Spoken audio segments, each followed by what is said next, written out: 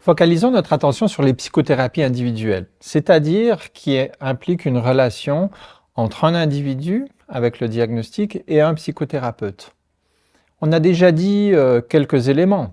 Le premier étant que ces psychothérapies sont en général effectuées pour vraiment personnaliser l'approche, identifier les problèmes spécifiques à un individu.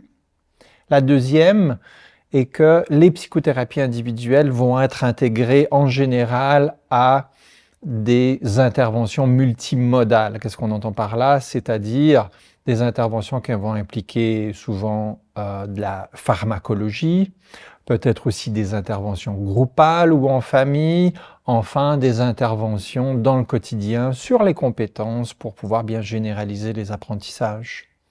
Donc, dans les psychothérapies individuelles, on a de manière générale 3 grandes familles de psychothérapie individuelle. La psychothérapie cognitivo-comportementale, la psychothérapie psychanalytique ou psychodynamique et la psychothérapie systémique. Le premier type de psychothérapie, donc cognitivo-comportementale, s'intéresse à faire évoluer les liens entre pensée, émotion et comportement. Le deuxième type de psychothérapie va conceptualiser le symptôme, donc en psychothérapie psychodynamique, on va conceptualiser le symptôme en termes de quel est le sens du symptôme pour l'individu, comment est-ce qu'il s'intègre au fonctionnement général de l'individu et comment comprendre quelle fonction a ce symptôme dans l'aspect social et aussi interpersonnel.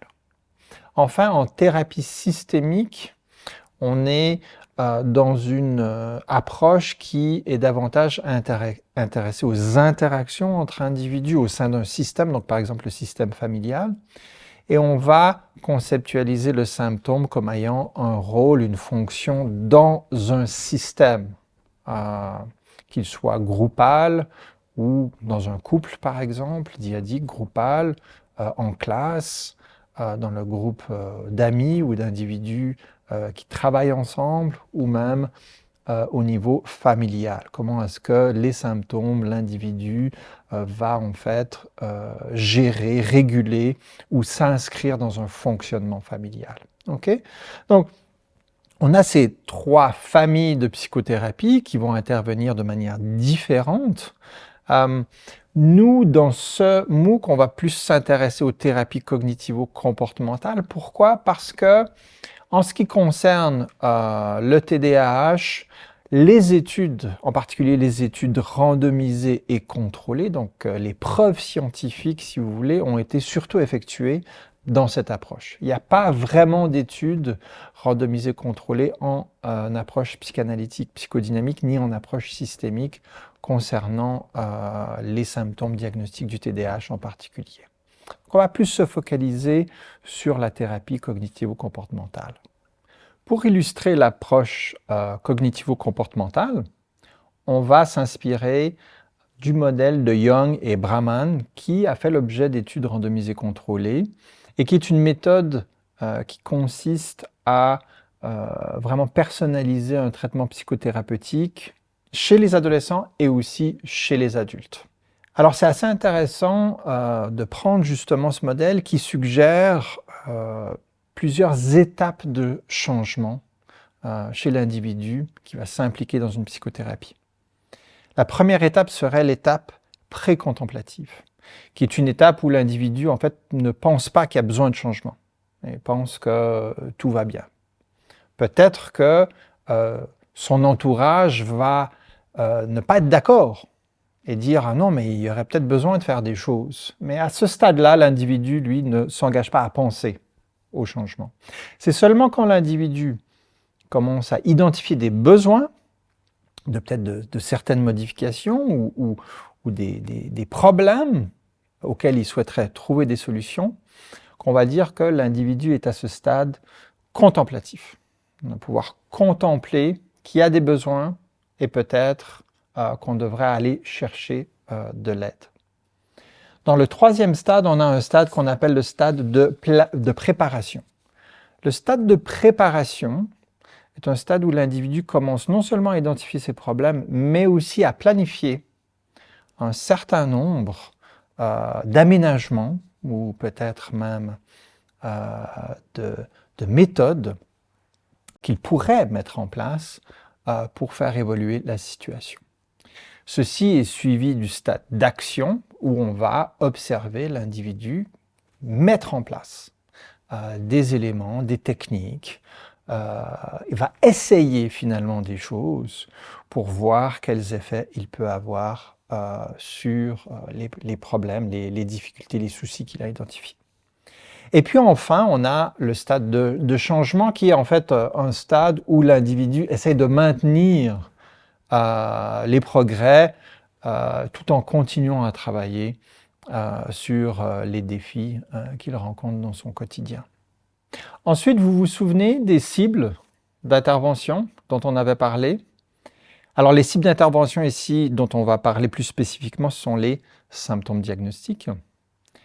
Et de manière générale, si encore une fois on s'appuie sur le modèle de Young et Brahman, on va identifier différents types de cibles.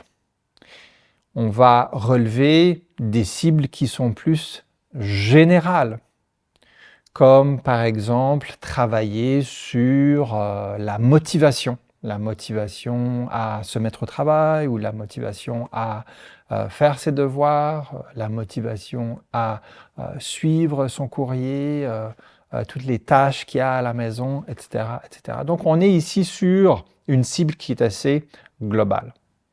Ensuite, on peut avoir des cibles qui sont plus par module.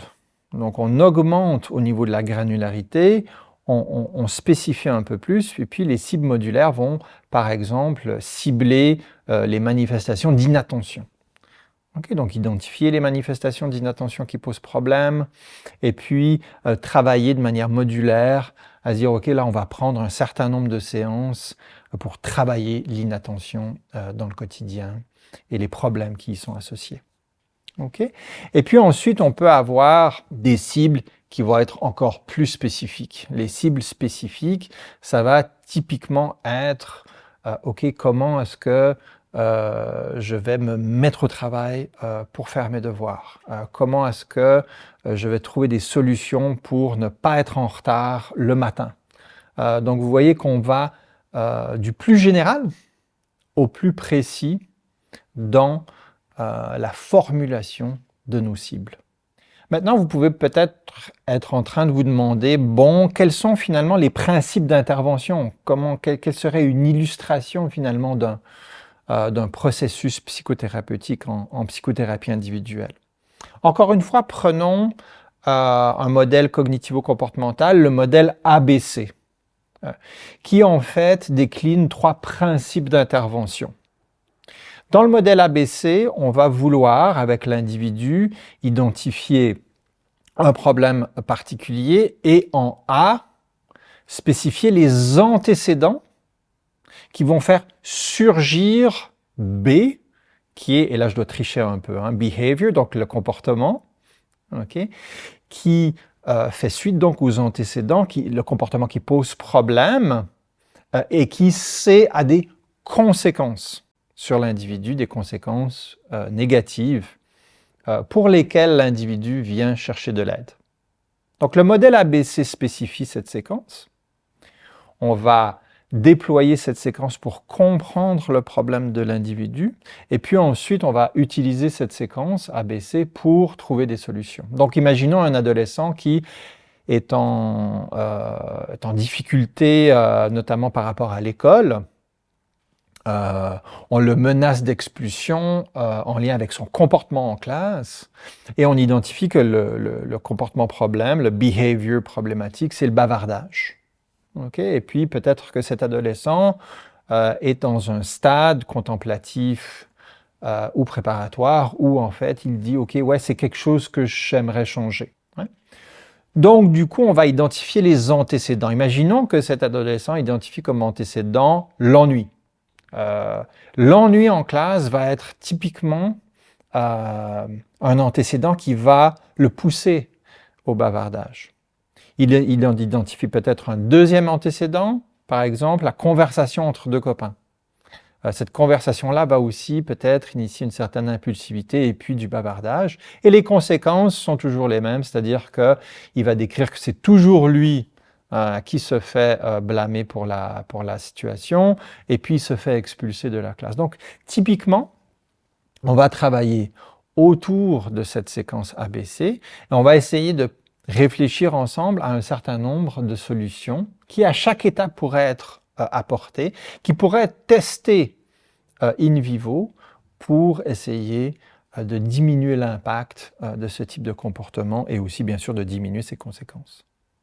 Donc pour faire un petit résumé, les interventions individuelles psychothérapeutiques vont venir spécifier, vous le voyez, les problèmes précis de l'individu et d'une perspective cognitivo-comportementaliste vont utiliser toute une série de techniques pour découper le problème et essayer de trouver un certain nombre de solutions. Chez les adultes et chez les adolescents, ça peut se faire en individuel. Chez les enfants, en général, on inclut aussi les parents, la famille dans ce type d'intervention.